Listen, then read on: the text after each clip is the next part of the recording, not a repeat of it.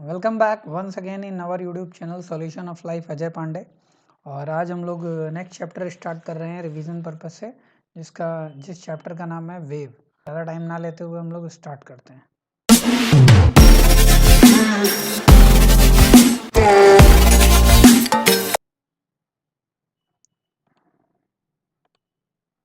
तो हम लोग वेव के बारे में अगर बात करें तो हम कई सारी वेव्स, डिफरेंट टाइप्स की वेव्स अपनी डेली लाइफ में देखते हैं। जैसे लाइट वेव्स हो गई, आपका साउंड वेव हो गया, और बहुत सारी वेव्स हम देखते हैं। In a wave information and energy propagate, यानी कि वेव के फॉर्म में क्या होता है, एनर्जी और इंफॉर्मेशन एक प्लेस से दूसरे प्लेस पर ट्रांसफ़र की जाती है, one point two another point पर ट्रांसफ़र की जाती है। जैसे कि हम किसी को कॉल करते हैं या किसी से जब हम कुछ मैसेज बताते हैं अपनी तरफ से, तो इस तरीके से हम वेव्स का ट्रांसफ़र करते हैं। तो एक इम्पॉर्टेंट चीज़ देखने को आती है कि all types of waves do not require a medium for their propagation, as some waves can also propagate without medium. यानी कि ऐसा ज़रूरी नहीं कि सभी टाइप्स की जो वेव हों उनको आपके मीडियम की रिक्वायरमेंट हो। कुछ वेव्स ऐसी भी होती हैं जिनके लिए मीडियम की रिक्वायरमेंट नहीं होती है। तो हमारा वेव क्या है, is a disturbance produce in a material medium and advancing with a definite speed in the medium without changing it's form. तो एक क्या है, डिस्टर्बेंस प्रोड्यूस होता है एक फिक्स स्पीड के साथ और किसी भी फॉर्म को चेंज किए बिना, तो उसे हम क्या कहते हैं, वेव। वेव क्या होता है, wave involve the transportation of energy without the transport of matter. यानी कि उसमें कोई जो मीडियम होगा वो मूव नहीं करेगा आपका, बट इन्फॉर्मेशन या एनर्जी ट्रांसफर होगी। Examples sound wave, radio waves, electromagnetic wave and much more. ठीक है, टाइप्स की बात करते हैं तो these are the two types. तो हमारा पहला जो आता है उनको हम क्या कहते हैं, मैकेनिकल वेव्स या फिर इलास्टिक वेव कहते हैं। तो जैसे मैकेनिकल वेव्स है आपका या इलास्टिक वेव्स है, तो the wave which require a material medium for their propagation, यानी मैकेनिकल वेव या इलास्टिक वेव में मटेरियल की रिक्वायर होती है, उन वेव्स को हम क्या कहते हैं, मैकेनिकल वेव्स कहते हैं। ऐसे ही वेव्स को हम इलास्टिक वेव्स भी कहते हैं। क्यों? Because their propagation depends on the elastic properties of the medium. वो इलास्टिक प्रॉपर्टीज पर डिपेंड करता है, इसलिए these waves are governed by Newton's law and can exist in a material medium such as air, water, rock, water waves, sound waves, seismic waves. तो ऐसी waves जो जिनके लिए मीडियम की रिक्वायरमेंट होती है, सच एज वाटर, एयर और rock, उनको हम क्या कहते हैं, ऐसी वेव्स को क्या कहते हैं, मैकेनिकल या इलास्टिक वेव कहते हैं। अगर हम बात करें तो मैकेनिकल वेव्स को हम फर्दर टू कैटेगरीज में डिवाइड करते हैं, ट्रांसवर्स और लॉन्गिट्यूड। तो ये क्या होता है, individual particles of the medium oscillate perpendicular to the direction of wave. तो सपोज कि अगर कोई वेव है कि इस डायरेक्शन में जा रही है, तो उसके जो पार्टिकल्स होंगे वो किस तरीके से मूव करेंगे, इस तरीके से परपेंडिकुलर मूव करेंगे। यानी कि पार्टिकल इस तरीके से मूव करेंगे डायरेक्शन के, ठीक है, ऐसे इस तरीके से मूव करते हुए जाएंगे, ऐसे ऐसे ऐसे। तो to the direction of wave propagation, तो जिस डायरेक्शन में वेव जा रही है तो ये आपका डायरेक्शन ऑफ वेव हो जाएगा।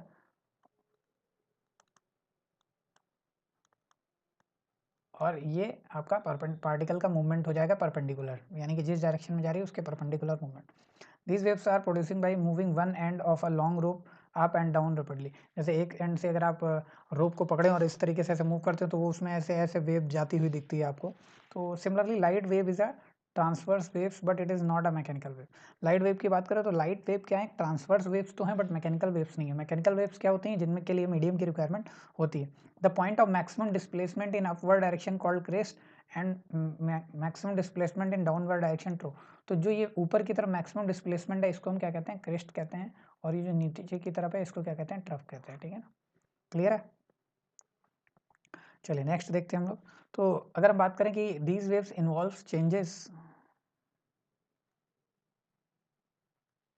these waves involve changes in the shape of the medium. Transverse waves can produce only in a solid which have rigidity, यानी कि ट्रांसवर्स वेव्स किस में प्रोड्यूस होती हैं, जो सॉलिड्स में होती हैं। Gas have no rigidity, hence transverse wave can't be produce in gases. याद रखिएगा, वेरी इंपॉर्टेंट पॉइंट है कि ट्रांसवर्स वेव्स हमेशा सॉलिड में मूव करती है। In liquid transverse waves can't be formed in the interior, they can be formed only on the surface of liquid. यानी आप लिक्विड के सरफेस पे मूवमेंट देख सकते हैं, अंदर की तरफ आपको ये देखने को नहीं मिलेगा। एग्जाम्पल्स की बात करें तो wave in string, ripples on the surface of water, movement of strings, musical instruments, तो सितार, गिटार, उन सब में आप देख सकते हैं कि वो किस तरीके से मूव करते हैं। क्लियर है। चलिए नेक्स्ट देखते हैं, तो हमारा क्या आता है, लॉन्गिट्यूडनल वेव्स। तो लॉन्गिट्यूडनल वेव्स क्या होंगी, उसमें आपका जो मूव कर रहे थे वो कैसे कर रहे थे मूव, परपेंडिकुलर कर रहे थे। Individual particles medium oscillate along the direction. इस बार क्या होगा कि जो पार्टिकल होंगे वो कुछ इस तरीके से ही मूव करेंगे, यानी कि जिस डायरेक्शन में आपका वेव है, डायरेक्शन ऑफ वेव, तो इस बार पार्टिकल जो मूव करेंगे वो आपके अलोंग द डायरेक्शन मूव करेंगे इस तरीके से, ठीक है। तो sound wave produce in air are longitudinal wave. तो साउंड वेव क्या है? लॉन्गिट्यूडनल। लाइट वेव क्या है? ट्रांसवर्स। लाइट वेव मैकेनिकल नहीं है क्योंकि उनके लिए मीडियम की रिक्वायरमेंट नहीं होती। तो longitudinal waves travel in the form of compression and refraction. वहाँ पे हमने क्या पढ़ा था? क्रिस्ट एंड ट्रफ पढ़ा था। यहाँ पे क्या होता है कि जब ये पास पास होंगे बहुत ज़्यादा तो ये कंप्रेशन होगा, और जब ये दूर दूर होंगे तो उसे हम क्या कहते हैं? रियर फ्रैक्शन कहते हैं, ठीक है। क्या कहते हैं?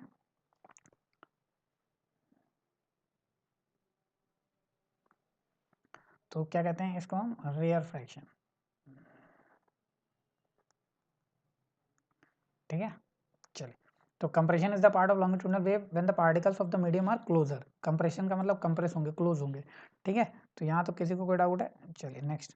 तो जब भी क्लोजर होंगे तो हम कंप्रेशन कहेंगे। रेयर फ्रैक्शन जब मीडियम क्या होंगे? फार्दर अपार्ट, एक दूसरे से दूर होंगे। इस केस में प्रेशर कैसा होगा? Low. Longitudinal waves can be produce in all three medium, ये तीनों में हो सकता है, क्लियर है। Wave in spring, sound wave, vibration of air column in organ pipe. तो ध्यान रखिएगा, the waves in an ocean are a combination of both longitudinal and trans, यानी कि ओशियन की बात करें तो वहाँ पे जो वेव्स होंगी वो दोनों ही फॉर्म में देखने को मिलती हैं, लॉन्गिट्यूडनल और ट्रांसवर्स वेव्स के फॉर्म में। सिस्मिक वेव्स क्या होती है? तो seismic wave are generated by the sudden movement of material within the earth during an earthquake.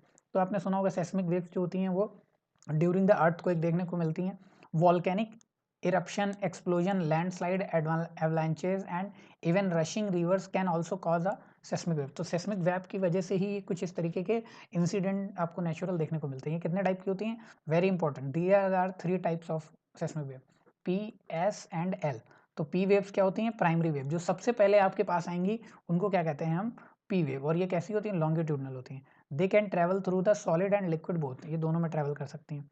फिर आता है the nature of S wave, secondary wave is transverse wave, therefore they can travel through the solid only. यानी याद रखिएगा ये transverse waves होती हैं और ये केवल सॉलिड में ही आपका मूव करती हैं, ठीक है।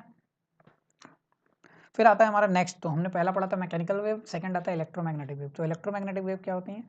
Travel form of oscillating electric and magnetic fields are called electromagnetic wave. तो जो इलेक्ट्रिक और मैग्नेटिक फील्ड दोनों में होती हैं, बात करते हैं इलेक्ट्रोमैग्नेटिक वेव्स की। तो इलेक्ट्रोमैग्नेटिक वेव जो होती हैं oscillating in electric and magnetic fields are called electro, यानी कि जो इलेक्ट्रोमैग्नेटिक फील्ड्स हैं ये आपका इलेक्ट्रिक फील्ड और मैग्नेटिक फील्ड दोनों के ही फॉर्म में ये इस तरीके से मूव करती हैं, ठीक है ना। यानी कि ये आपका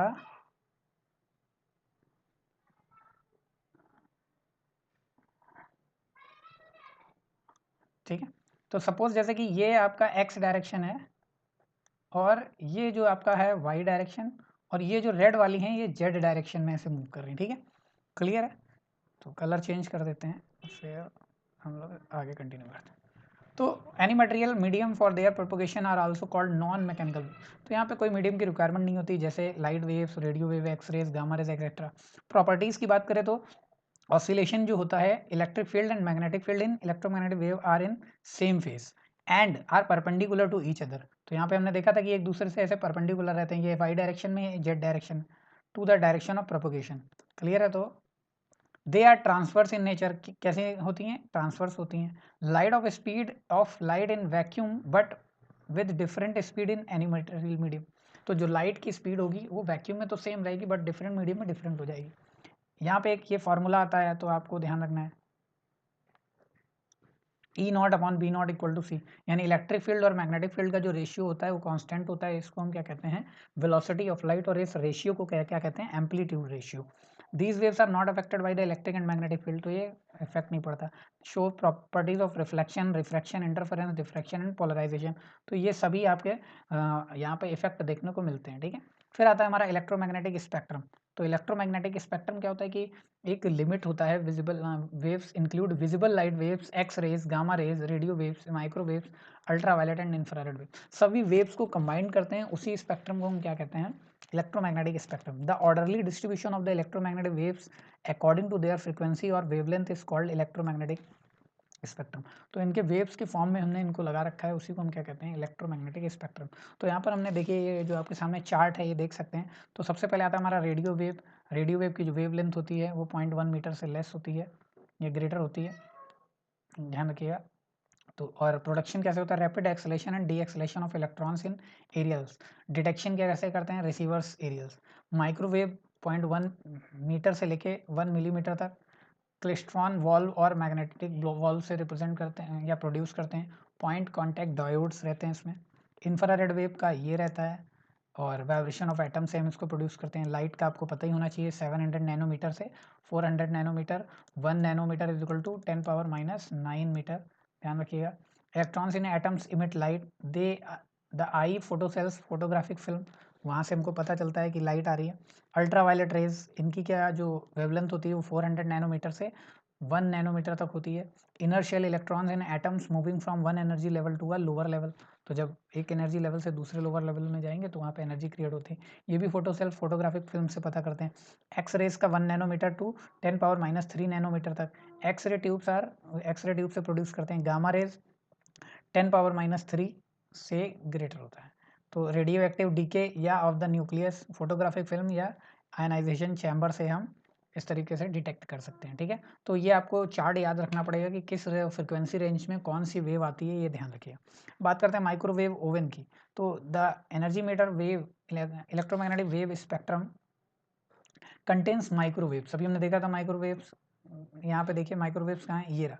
तो माइक्रोवेव्स का जो आपका वेवलेंथ होता है 0.1 मीटर से लेके 1 मिलीमीटर तक। तो microwave which have frequency and energy smaller than the visible light, उनकी फ्रिक्वेंसी या एनर्जी क्या है, स्मॉल है, किससे, विजिबल लाइट से। And these radiations are use to cook food और वार्म इट अप। तो वही उसी से हम क्या ओवन में क्या करते हैं कि कोई भी खाना रख देते हैं तो जल्दी गर्म हो जाता है, तो डायरेक्टली वेव के थ्रू वो गर्म हो जाता है। So the basic principle of microwave oven is a generate microwave radiation of appropriate frequencies in working space of the oven where food is kept. तो वहाँ पे क्या करते हैं, एक पर्टिकुलर स्पेस में एक माइक्रोवेव रेडिएशन आता है पर्टिकुलर फ्रिक्वेंसी का, जो उस खाने को एनर्जी प्रोवाइड करता है और इंटायर फूड क्या हो जाता है, गर्म हो जाता है। क्लियर है। फिर आता है कुछ वेव्स। तो एम्पलीट्यूड क्या होता है हमारा, एम्पलीट्यूड मैक्सिमम डिस्प्लेसमेंट होता है, यानी कि ये जो आपका है ये क्या है, एम्पलीट्यूड है, चाहे वो अपवर्ड डायरेक्शन में हो या डाउनवर्ड डायरेक्शन में हो। फिर इसके बाद टाइम पीरियड। तो टाइम पीरियड क्या होता है, time taken by 2 consecutive compression और rarefaction to cross a fix point, या फिर क्या कह सकते हैं, particle of medium complete 1 vibration. तो एक वाइब्रेशन को कंप्लीट करने में या एक रोटेशन कंप्लीट करने में टाइम पीरियड, जो टाइम लगता है उसे टाइम पीरियड कहते हैं। टी से रिप्रेजेंट करते हैं, यूनिट क्या होती है, सेकंड होती है। Frequency the number of complete wave produce in 1 second, यानी कि जितने भी हम नंबर ऑफ वेव प्रोड्यूस कर रहे हैं 1 सेकंड में कितने हो रहे हैं, उन्हें हम क्या कहते हैं, फ्रीक्वेंसी कहते हैं। ये पर सेकंड में क्रिएट होती है, अकर पर सेकंड। इसकी यूनिट क्या होती है, हर्ट्ज होती है। फिर आता है वेवलेंथ। तो वेवलेंथ की बहुत बार एग्जाम में आई है, ध्यान रखिएगा। तो wave during the time in which a particle of the medium completes 1 vibration about it's mean position. यह कई बार होता है टू कॉन्जिक्यूटिव कंप्रेशन और रेयर फ्रैक्शन, तो उसको हम क्या कहते हैं, वेवलेंथ कहते हैं। या यहाँ पे क्या हो सकता है, क्रेस्ट और ट्रफ। कॉन्जिगेटिव और सक्सेसिव दोनों होगा, ठीक है ना, कॉन्जिगेटिव सक्सेसिव।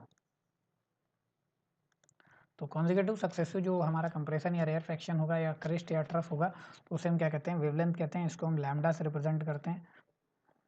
वेव नंबर बहुत इंपॉर्टेंट है। The number of waves present in a unit distance of the medium is called wave number, यानी कि वेव नंबर का जो फार्मूला होता है 1/λ, जितनी वेवलेंथ होगी उसको 1/λ कर देंगे, और इसकी यूनिट होती है मीटर इनवर्स। फेज की बात करेंगे तो the phase of wave is a quantity that give complete information of the wave at any time. किसी भी टाइम पर हम उसके फेज को जान सकते हैं, वो कहाँ पे है, कितनी एम्पलीट्यूड है उसका, या कहाँ किस पोजीशन पे, तो वो फेज होता है। फेज डिफरेंस की बात करेंगे, the difference is two wave होनी चाहिए। Phase of two wave is known as phase difference. एक 90 पे है, एक 45 पे है, तो वो डिफरेंस, उनकी पोजीशन में क्या डिफरेंस है, तो वो हो जाता है आपका द पार्ट डिफरेंस। ये भी आपका टू वेव के में देखा जाएगा। तो ये टर्म्स हैं जो कि आपको पता होनी चाहिए। फिर हम बात करते हैं वेव वेलोसिटी की। तो the distance covered by A wave per unit time in its direction of propagation is called its the wave velocity, ठीक है। और इसको हम वी से डिनोट करते हैं, और जो इसका फार्मूला आता है हमारा, तो वेलोसिटी इज इक्वल टू क्या होता है आपका, न्यू लैम्डा। न्यू क्या है, फ्रीक्वेंसी है, लैम्डा क्या है, वेवलेंथ, वी क्या है, वेलोसिटी। ट्रांसवर्स वेव्स की बात करें तो ऑन अ स्ट्रिंग 2 फैक्टर्स होते हैं। तो द लीनियर मास डेंसिटी और mass per unit length is mu and the tension T. तो दस द वेलोसिटी क्या हो जाएगी, तो वेलोसिटी आपकी हो जाएगी टी अपॉन म्यू। टी क्या है आपका, अभी हमने देखा टेंशन स्ट्रिंग में, और म्यू क्या है आपका, मास पर यूनिट लेंथ। क्लियर है। चलिए नेक्स्ट देखते हैं। वेलोसिटी ऑफ लॉन्गिट्यूडनल वेव्स, तो लॉन्गिट्यूडनल वेव्स का जो होता है इसमें medium oscillate forward and backward in the direction of propagation, ये तीनों ही मीडियम में हो सकता है। फ्लूइड की बात करें तो the velocity of propagation of a longitudinal wave in a fluid depends only on the bulk modulus and density of the medium. तो फ्लूइड में अगर हम बात करें तो वेलोसिटी जो होगा वो under root B upon rho होगा। बी क्या है? बल्क मॉडुलस, रो क्या है? डेंसिटी। क्लियर है? सॉलिड की बात करें तो ये क्या हो जाता है आपका? गामा अपॉन सिग्मा हो जाता है। हम लोगों ने पढ़ा था मैकेनिकल्स ऑफ सॉलिड, ठीक है ना, तो वहाँ पे गामा, बल्क मॉडुलस और ये सब पढ़ा था, तो वही है यहाँ पे यंग मॉडुलस, और ये क्या है? Density of material. क्लियर है? ध्यान रखिएगा, ये बहुत बार क्वेश्चन एग्जाम में आते हैं तो आपको पता होनी चाहिए। गैस की बात करें तो गैस में क्या होता है आपका? Longitudinal waves P upon rho. P क्या है? प्रेशर है, रो क्या है? डेंसिटी। तीनों ही केस में आपका रो रहेगा अपॉन। फिर हम बात करते हैं कि अगर हम relation is known as neutral formula, अगर आइडियल गैस की बात करें तो यहाँ पे गामा आ जाता है। गामा आप लोगों को पता है क्या होता है, ठीक है, तो इस फॉर्मूले को हम क्या कहते हैं? न्यूटन्स फार्मूला कहते हैं। तो this modification referred as Laplace correction, तो इसको हम क्या कहते हैं? Laplace correction. एयर के लिए गामा की जो वैल्यू होती है वो 7/5 होती है। Speed of sound in air at STP is estimated at 331.3, इतनी स्पीड होती है साउंड की एयर में, ठीक है। प्रोग्रेसिव एंड स्टेशनरी वेव की बात करें, progressive wave and stationary waves are given below. Progressive waves, the waves originating from a source and traveling forward in medium are called progressive. Progressive का मतलब क्या है? बढ़ते रहना आगे की तरफ, ठीक है। At that surface of liquid are progressive waves, जो surface of liquid पे फॉर्म होती है उनको हम क्या कहते हैं? progressive wave कहते हैं। प्रॉपर्टीज की बात करें तो wave through the medium transferring energy in the direction of propagation, the amplitude of vibration of all particles of the medium is same, the phase of the vibration vary continuously from one particle to another, in progressive waves all the particles move with same velocity in the medium. तो clear है, यहाँ पे 3-4 point हमें याद रखने हैं। Same medium में होता है, सेम स्पीड होता है, और ये एक पॉइंट से आगे की तरफ मूव, डायरेक्शन ऑफ प्रोपोगेशन में मूव करते हैं। फिर हम बात करते हैं स्टेशनरी वेव की, तो स्टेशनरी वेव्स क्या होती हैं? The wave produce by superposition of two progressive waves of equal amplitude and frequency, यानी कि इक्वल एम्पलीट्यूड और फ्रीक्वेंसी की जो टू प्रोग्रेसिव वेव्स होंगी उनको हम क्या कहते हैं? सुपर स्टेशनरी वेव्स कहते हैं। Travelling with the same speed in opposite direction is called stationary wave. अगर हम एग्जांपल की बात करें तो wave produce in a plucked guitar string are stationary wave. Properties देखते हैं तो stationary wave does not move forward in medium, आगे की तरफ मूव नहीं करते हैं। These wave consist of two different points, nodes and anti nodes. Clear है? Amplitude of all particles are different, वहां पे क्या था? सेम था, यहाँ पे क्या है आपका? डिफरेंट है। इसमें और कौन कौन से पॉइंट है? नोड और एंटी नोड होते हैं। अब हम बात करते हैं साउंड वेव की। साउंड वेव, तो sound is a form of energy which produce sensation of hearing in our eyes ears. It is produce by vibration object, तो वाइब्रेशन की वजह से हमको सुनाई देता है। Vibration means a kind of rapid to and fro motion of an object. Sound requires a medium of its propagation, sound medium की requirement होती है। They are longitudinal in nature's. Propagation की बात करें तो साउंड का एयर में कैसे होता है? तो sound waves are require a material medium for its propagation. When an object vibrates, it sets the particles of the medium around it vibrating. A particle of the medium is first displaced from its position, then exert a force on the adjacent particles, as a result of which adjacent particles displace from rest. तो ऐसे particles होते हैं, जब vibration होता है तो ये इसमें ऐसे मूवमेंट करेंगे और फिर ये वापस आ जाएंगे, लेकिन अब इसमें जब मूवमेंट होगा तो ये ऐसे मूव होगा, इसके आगे वाले पार्टिकल में ऐसे, तो इस तरीके से मूवमेंट स्टार्ट हो जाता है। तो first one comes back at its original position, वही है। तो यहाँ पे जो क्रिएट होता है वो कंप्रेशन और रिफ्रैक्शन, यानी कि जब वो पास आएगा तो वो कंप्रेशन, और उसके बाद वाला जो पार्टिकल जब दूर जाएगा तो वो रेयर फ्रैक्शन। तो कंप्रेशन में जो आपका क्या रहेगा? हाई प्रेशर रहेगा, और रेयर फ्रैक्शन में क्या रहेगा? लो प्रेशर रहेगा। और कैसे मूव करता है? Back and fourth rapidly move करता है। Series of compression and refraction is created in air, तो इसकी वजह से आपका मूवमेंट स्टार्ट हो जाता है। Some sound produce by humans, the sound in humans is produce by voice box. तो हमारे जो ह्यूमंस होते हैं सभी के, उनमें वॉइस बॉक्स होता है, उसी को हम क्या कहते हैं? Larynx. After putting fingers on the throat and try to find a hard bump that seems to move when you swallow. यहाँ पे देख, आप ऐसे रखेंगे तो आपको पता चलेगा कि यहाँ से आवाज़ आ रही है। This part of the body is known as voice box. It is the upper end of wind pipe, तो जो विंड पाइप जाता है उसके जस्ट अपर एंड के बोलते हैं। The human voice box contains two ligaments known as vocal cord. तो दो लिगामेंट्स होते हैं ह्यूमन के अंदर, उनको ही हम क्या कहते हैं? वोकल कॉर्ड बोलते हैं। और जो हमारा वॉइस बॉक्स होता है उसको क्या कहते हैं? लाइनेक्स कहते हैं। Even we are silent, then the muscles of vocal cords are completely relaxed, due to which the vocal cords are separated, अलग रहती हैं, and The air from the lungs pass through them without producing any sound on the other side. When we are speaking, the muscles of vocal cord contract, due to which two vocal cords become stretched and close together. तो vocal cord क्या होती हैं, वो आप जब कुछ नहीं बोलते हैं तो वो रिलैक्स रहती हैं, और जैसे ही बोलते हैं तो वो जो एयर पास होती है वो वहाँ से क्रिएट करती है साउंड को. The moment when the lungs release the air through the slit, the vocal cord start vibrating and produce sound. Muscles attached to the vocal cords can make them tight or loose. तो वही आपके muscles क्या करता है, उसको loose और tight करता है. हम बात करते हैं कैरेक्टरिस्टिक्स ऑफ साउंड. यहाँ से एक क्वेश्चन आता ही आता है, तो ध्यान रखिएगा. Sound has 3 characteristics, loudness, pitch and quality. तो it is measure of the sound energy reaching the air per second. Greater sound energy reaching air per second, louder and sound will appear to be. अगर कम जाएगा तो आपका sound कम appear होगा. दो type के sound होते हैं, एक सॉफ्ट और एक होता है लाउड. तो डायग्राम से आपको दिख रहा है कि अगर एम्पलीट्यूड ज़्यादा है तो लाउड साउंड होगा, और एम्पलीट्यूड अगर कम है तो स्मॉल साउंड होगा, सॉरी सॉफ्ट साउंड होगा. तो ये पॉइंट याद रखिएगा. यानी कि अगर आपसे पूछा जाए कि लाउडनेस किस पे डिपेंड करती है, तो एम्पलीट्यूड पे डिपेंड करती है, फ्रिक्वेंसी पे डिपेंड नहीं करती. तो वही लिखा है यहाँ पर. और द लाउडनेस जो मेज़र की जाती है वो डेसिबल में मेज़र की जाती है. नॉर्मल जो ब्रीथिंग का साउंड होता है वो 10 डेसिबल होता है. सॉफ्ट विस्पर का जो होता है 30, normal conversation 60 decibel, busy traffic 70, average factory 180 decibel. Above 80 decibel the noise becomes physically painful. Clear है. तो जो 80 डेसिबल से अगर ऊपर का नॉइस हो जाएगा तो उसे हम क्या कहते हैं, पेनफुल, यानी कि हमारे लिए हार्मफुल रहेगा वो. ठीक है. पिच की बात करते हैं, तो it is the characteristic of sound which can be distinguished between different sounds of the same loudness. जैसे हम किसी की डिफरेंट जानते हैं कि कौन बोल रहा है, कैसे बोल रहा है, या ये पर्सन बोल रहा है, इसकी आवाज़ है, तो पिच से पता चलता है. We can distinguish between a man's voice and woman's voice of the same loudness without seeing them. हम जान जाते हैं.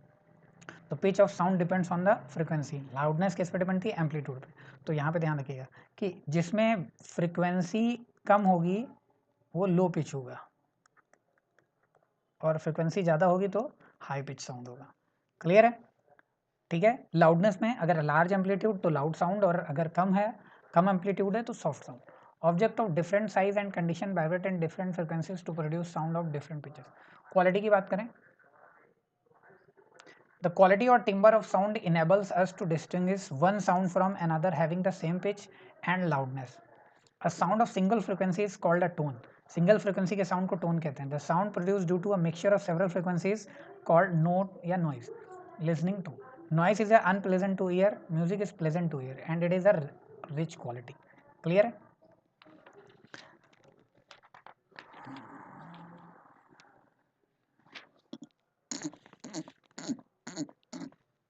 Intensity of sound. तो इंटेंसिटी ऑफ साउंड की बात करें हम, the amount of sound energy passing each second through a particular unit area is called intensity of sound.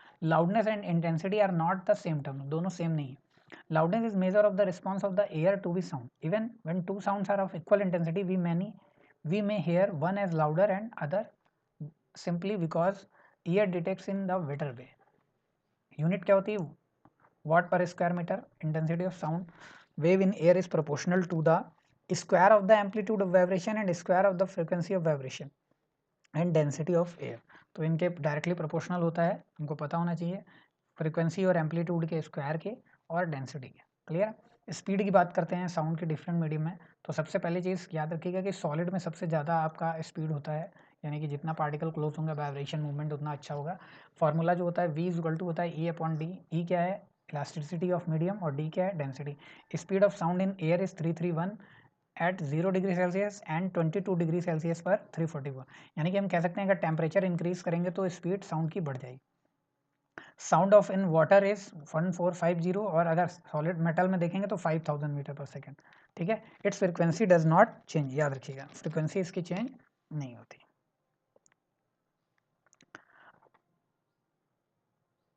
चलिए, speed of sound different medium में दी हुई है, एक टेबल दी हुई है, आप लोग देख लीजिएगा, पीडीएफ में मैं भेज दूंगा आपको. क्लियर है. पैरामीटर्स की बात करें, कौन कौन से पैरामीटर अफेक्ट करते हैं, तो सबसे पहले टेम्परेचर. तो V is proportional to the root T. यानी कि अगर हम बात करें speed of sound is directly proportional to the square root. अगर हम टेम्परेचर इंक्रीज करेंगे तो स्पीड इंक्रीज हो जाएगी. प्रेशर की बात करें तो it temperature remains constant, then there is no effect of change in pressure on the velocity of sound. अगर टेम्परेचर कॉन्स्टेंट है तो कोई भी इफेक्ट नहीं पड़ेगा. क्लियर है. ह्यूमिडिटी की बात करें तो ह्यूमिड एयर में वेलोसिटी ऑफ साउंड इंक्रीज हो जाएगी। इफेक्ट ऑफ विंड की बात करें तो if wind blowing then the speed of sound change हो जाएगी। Effect of frequency, the speed of sound in air is independent of frequency, याद रखिएगा फ्रीक्वेंसी पर डिपेंड नहीं करता। Speed of sound in gases, speed of sound in gases is inversely proportional to the square root of density of gas. Inversely proportional होता है कि अगर यानी कि डेंसिटी बढ़ेगा तो स्पीड कम हो जाएगा, या याद रखिए। फिर आता है कि अगर मैक नंबर का रिलेशन किससे, तो याद रखिएगा साउंड वेव से रिलेटेड है। Speed of body in medium, speed of sound in medium, ये मैक नंबर होता है।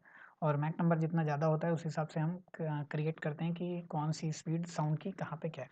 तो when the speed of any object exceed the speed of sound, यानी कि किसी ऑब्जेक्ट की स्पीड साउंड से ज़्यादा हो जाएगी तो मैक नंबर क्या होगा, ग्रेटर देन 1 हो जाएगा। तो मैक नंबर क्या हो जाएगा, ग्रेटर देन 1 हो जाएगा। इस स्पीड को क्या कहते हैं, सुपरसोनिक कहते हैं।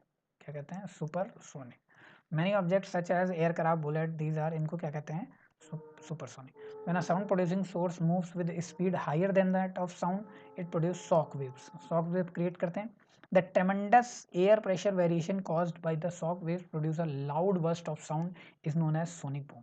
तो इसी को हम क्या कहते हैं, सोनिक बूम। जब बहुत तेजी से आवाज आता है, कोई ऑब्जेक्ट साउंड की स्पीड से ज़्यादा मूव करते हुए जाता है तो वहाँ पे एक शॉक क्रिएट होता है, उसी को हम क्या कहते हैं, sonic boom. It produces intolerable loud noise which causes pain in our ears. The shock waves produced by a supersonic aircraft have enough energy to shatter glass and can damage buildings. Clear है। तो जो हमारा sonic boom होता है वो कहीं ना कहीं हार्मफुल होता है हमारे लिए, जो इन्वायरमेंट है उसके लिए। तो आज की क्लास में इतना ही। Thank you everyone. पढ़ते रहिए, मस्त रहिए, और गुड नाइट, टेक केयर, और लाइक और सब्सक्राइब जरूर दबाइएगा। Thank you everyone, bye bye.